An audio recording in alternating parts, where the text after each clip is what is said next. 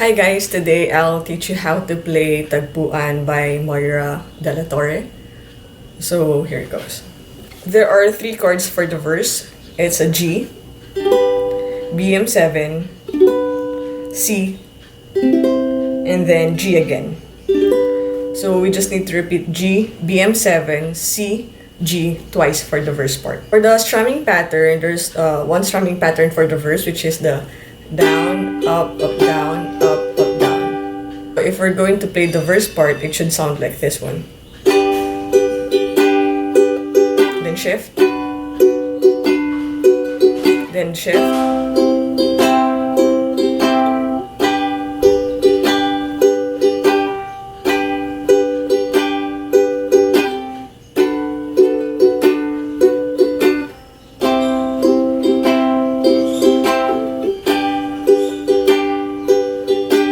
The refrain part that starts with bakit umalis nang walang sabi. The chords are C, and then G, and then we need to repeat C, and G again, and then C, and then ends with A minor.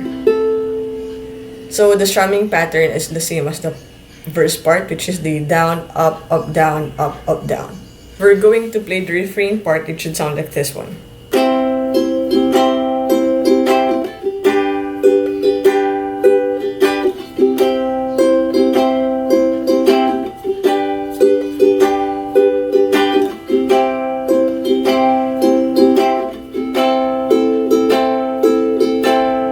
For the chorus, we're going to divide this into two parts. The first part, it has the same chords and same strumming pattern. The first part, the chords are G, BM7, and then C.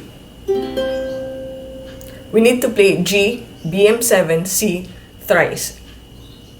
The strumming pattern for this first part is down, down for the G, and then down, down for BM7, and then down, down, up, down, down for C. If we're going to play the first part, which is G, BM7, and C thrice, it should sound like this one.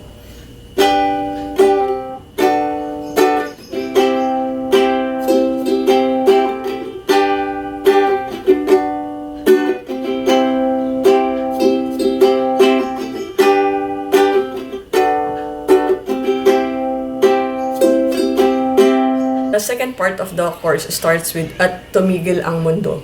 The chords that we need to play is A minor, and then BM7, and then C. We need to play these chords twice. For the strumming pattern, it's down, down, AM, and then shift to BM7, down, down, and then shift to C, down, down, up, down, down. If we're going to play the second part of the chorus, it should sound like this one.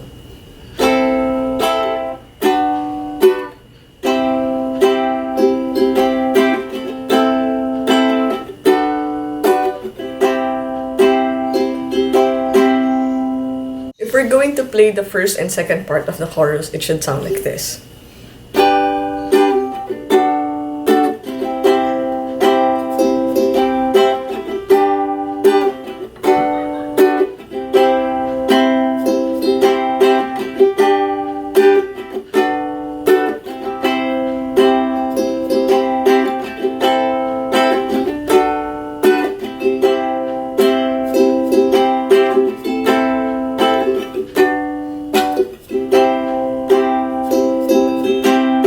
That's it. I hope you've learned from the video. Don't forget to like if you've learned from the video, and don't forget to subscribe. Thank you, and bye-bye for now.